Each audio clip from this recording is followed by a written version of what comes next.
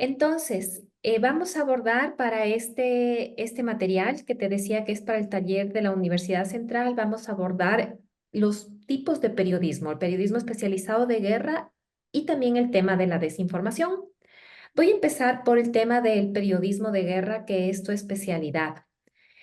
¿Qué es, cuál es el aporte que hace el periodismo de guerra en general al periodismo? Y también cuéntame un poco acerca de desde cuándo estás tú haciendo ese tipo de periodismo.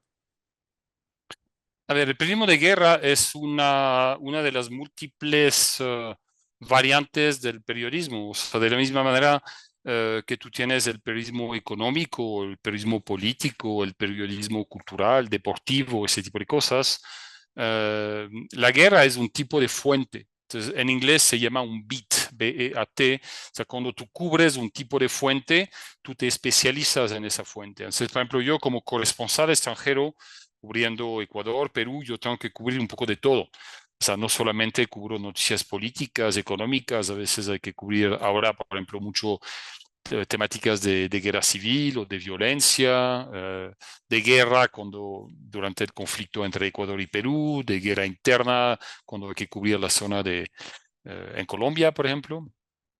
Y ahorita en Ecuador, que estamos, según la propia definición del gobierno, en estado de conflicto armado.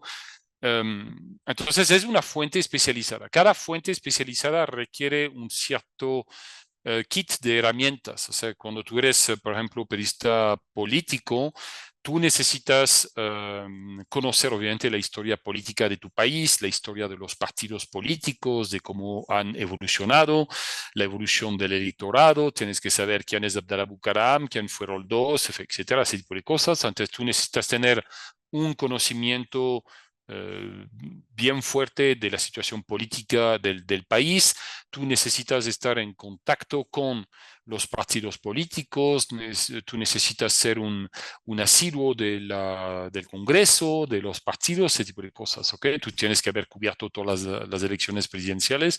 Es una fuente que requiere unos conocimientos particulares y también un cuidado ético de, por ejemplo, no cómo acercarte a las fuentes, cómo cubrir sin ser amigo de tal o cual partido, cómo hacer abstracción de tu propia opinión política, etcétera.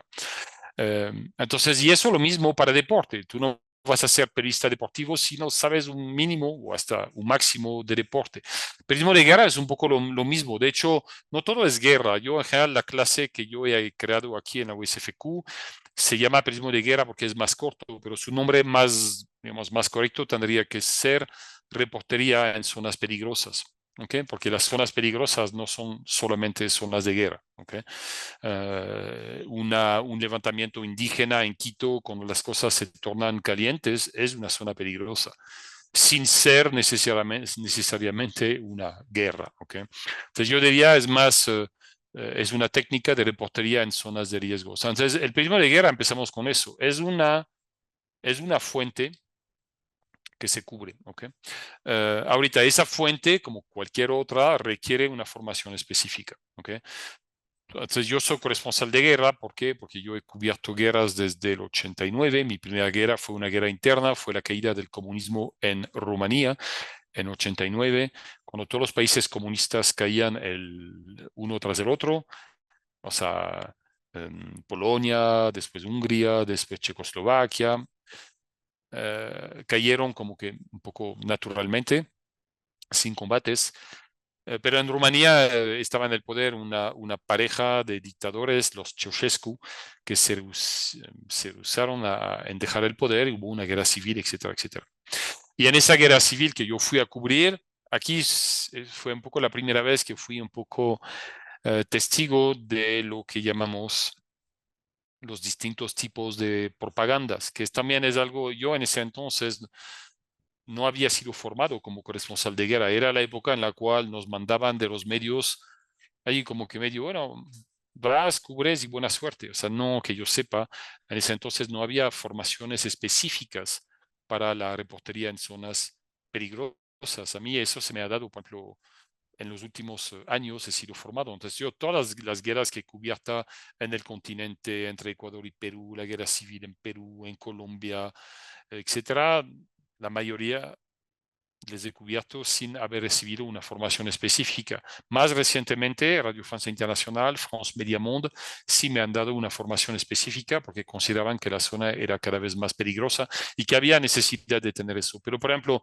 te cuento la primera vez que yo fui testigo y hasta víctima, entre comillas, de ese fenómeno que incorrectamente algunos califican de fake news, pero que nosotros definimos como desinformación, fue justamente en el 89, durante esta guerra civil, donde hubo un momento, unas fotos que salieron, que tuvieron un impacto brutal. En ese entonces las redes sociales no existían, ¿no? Como les conocemos hoy, pero las fotos que salieron provocaron a nivel internacional realmente mucho revuelo. Fueron fotos eh, de, eh, de gente aparentemente torturada por el régimen de los Ceausescu, ¿ok? Y había fotos que pegaban mucho. De hecho, ¿puedo compartir, por favor? Claro que sí, en este momento ya te coloco solamente ahí con lo que tú me estás contando, entonces podemos decir que sabemos que el fenómeno de la desinformación no es nuevo. En ese momento para 1989, entonces se puede hablar de que hay este material, pero también de la propaganda. Entonces ahí solamente viene la consulta. La propaganda podría considerarse como ese tipo de información, una de las formas de contenidos contaminados que están muy cercanos al tema desinformativo. Bueno, primero, la desinformación no es ni para nada un fenómeno nuevo, pero es un fenómeno que literalmente tiene cientos de años, hasta yo diría un par de milenios. Por ejemplo, el primer caso que me viene en mente es, por ejemplo, Julio César en su proceso eh, de conquista de las Galias, de lo que después se transformó en Francia. Julio César, que se encontraba lejos de Roma, no quería que la gente lo olvidara, porque él quería ser César, etcétera. Empezó a mandar relatos escritos por él o por sus cercanos, y empezó a mandar relatos de la conquista de las Galias. Entonces él empezó a contar la conquista de Galias, pero obviamente se ponía mucho en valor. Entonces empezó a contar cosas que no siempre correspondían a la verdad. Por ejemplo, un momento él tuvo una derrota en Gergovias, a los galos le ganaron una batalla, pero no lo contó de esa manera, mandó un relato muchísimo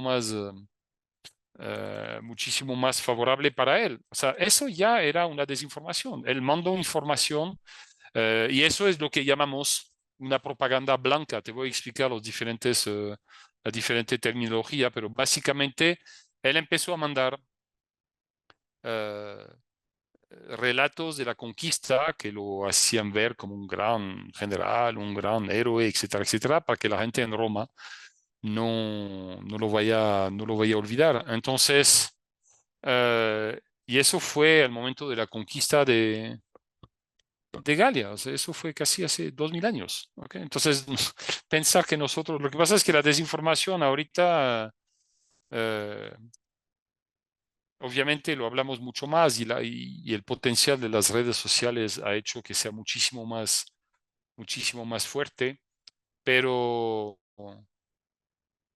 pero eso es algo que ha existido siempre, ¿ok? A diferentes escalas. No creamos primero que nos estamos enfrentando a